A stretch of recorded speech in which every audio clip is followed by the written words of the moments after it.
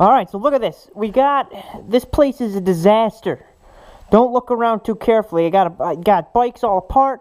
300's not ready. I got a race this weekend. The XCW, this poor bike needs help. I need my paper. The reason I'm riding this bike today is because I need to wash it. And to wash it, it's easier if it's all wet. So you just go ride through some rivers and stuff. It'll clean half of it off. So it's kind of like sand. I was up riding at, you guys might remember Mike Maresca. Riding at his place for a while there. They let me ride there. Thank you guys. Just to get some seat time, but you know, I had an appendicitis. We'll get into that. What the frick tits? What is happening here? So it's rained. It's like the Amazon jungle out here. There's a black squirrel. Alright, so big news! Ryan Dungey announces retirement from professional racing. Who takes it over? Who's going to be the next champion? Leave it in the comments who you think is going to win this outdoor season. Big news, we'll turn the bike off here. KTM unveiled their 2018 direct inject two-stroke dirt bikes. So this is big news for the industry. So I was looking into this TPI technology, and what it is there's two injectors. One injector is for fuel. The other injector is for oil. So these are both injected and mixed. Then there's a system called EMS. So that's your engine management system. And that's monitoring the whole system, all your variables from your, you know, temperature, altitude, and then makes calculations to inject the proper amount of fuel. So they say that the TPIs run 80-to-1 gas-oil ratio, which is very, you know, if anyone knows two-strokes, that's lean, but it's controlled by a computer. Oh, look it up here. It's like a meadow. I gotta take a pee. But, you know, the question is how tunable are these direct inject two-strokes? Are you going to be able to go in there and say, hey, I want to make this thing run 60-to-1 gas-oil ratio, or can I go in there and, you know, change the injectors out? So that's a big question. It's other news. I had an appendicitis. If you guys didn't see on my Instagram, I was in the hospital. I was all ready to go for the first round of Wainoa. It's Tuesday morning. I wake up with stomach pain. I'm like, oh, man, I got some really nasty gas pain. It's our capstone project at Clarkson University for my mechanical engineering class. It's like my senior design. And I'm in serious pain, and I'm like leaning like in the presentation, like with a laser pointer, like in pain. I got through it. I powered through it. So I go back and I throw up. I'm like throwing up. I'm dying. I'm like, this is... I got food poisoning. That's what I thought. I had food poisoning because I went to this Thai place the night before, of course. So I'm like thinking, oh, I got food poisoning. I'm dying. And then at one point, I'm like, all right, I gotta go. So I go to the hospital. And then I'm like, and then they're like, you know, how long have you been in pain? You got an appendicitis. So I was like, oh. So I end up having surgery. Oh. And I was out for like a week of like activity, which kind of sucked because I was like getting all prepared for racing, and then I had that, like horrible timing. Then I had final projects, and it was like my last week of school. It was horrible. I've got graduation, and I'm like planning on racing the next day after graduation, but it went so late that I was like, oh, screw it, there's just no way I'm gonna make it, and it's just gonna be rushed, and I haven't ridden the 300 at all. So like I just was like, all right, let's reset ourselves and go into round 3 prepared. So I'll be racing this weekend. We got Ryan Dungey announcing retirement. We've got KTM's new TPI models. My appendicitis. I graduated from Clarkson. One note, I ended strong. I ended with a 4.0 this last semester. That was good. We got some videos coming. so the pre-season trip.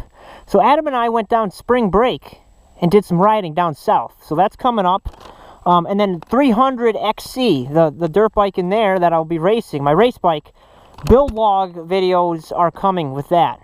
Then tomorrow I'll be riding and training on it. So we're good there. So now, Gavin Vukmer, your videos are amazing. I love all the cliffhangers that you put at the end of your videos.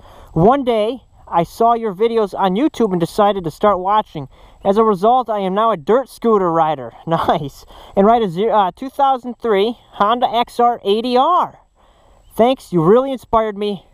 Gavin, I'm never sure. Thanks, man. That's awesome. That is awesome. Keep on riding, man. Stick with it. I tell you, dirt bikes keep you out of trouble. Good to hear. I'm glad I was inspiration. And keep on watching, man. Alright, so RC 4x4 trucks. Hey, Zach, how many acres are the woods? So, this is my parents' land. I personally don't own it. My parents do. There are 97 acres here. A TG43X. Hey, Zach, what's your story behind how you started commentating YouTube videos? Well, let's think. So it was back in, what, 2008 that I started? And it was just, like, that was just the time when, like, YouTube gaming videos, like, people would be putting gaming videos up and they'd commentate them. It was just around that time when that started kind of taking off. So I was like, you know, what if I did that, but with dirt bikes? So I had the idea, and I had this vision. I had this vision of, like, it being, like, really dramatic, and, like, there'd be major action, and I would be narrating, like, a movie, like, you know, Planet Earth style narration, like, very, like, he's going up the hill, and then, you know, that's what I was envisioning. So then I go to do it, and my voice is this, you know, and I'm like, wait, I don't have the voice of, like, a voiceover person in movies. So I'm like, this isn't gonna work, I can't do it. But no, that's not the attitude I had. I was like, you know what, let's do something different. Let's give it some energy then. That's just my style. I can't do the dramatic voiceover. I'll do the, you know, what the heck are you talking about? What, I gotta get up the hill. Hey, a chipmunk. You know, that type of style. Oh. And so I did one. My very first video, it was so awkward. It was like, I was just like, you know, like, here we are going up the river, here we are doing this, here we are over here. And it was kind of funny, and my humor, I look back at it now, I was super dry. I was like, and so now I leave my dirt bike in the woods. Just kidding. So then I just kept doing them. I had a few followers, they were into it, and I'm like, you know, this is kind of cool. YouTube was growing, and I just kept doing it, and here we are. So the moral of the story is, if you have a vision and it doesn't work out, don't give up. Try to work with what you got. Glenn Hade, Zach, I'm trying to get into the whole woods racing scene more. Any advice? I do have some advice. You want to get into the woods racing, so what you got to do is race in the woods. Where's the Pimp Badley crew? The Jake98 asks. They're here. We're all good. Winter time is kind of the, we don't really ride. Not too many of them ride. And so also it's, you know, we're still kind of getting into it. So now is about the time we'll start doing some rides. What was that? Something just jumped out of the water. Okay, Dawson Stanley.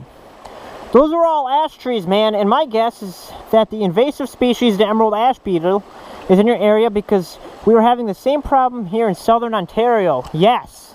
So the ash beetle is actually very prominent in New York.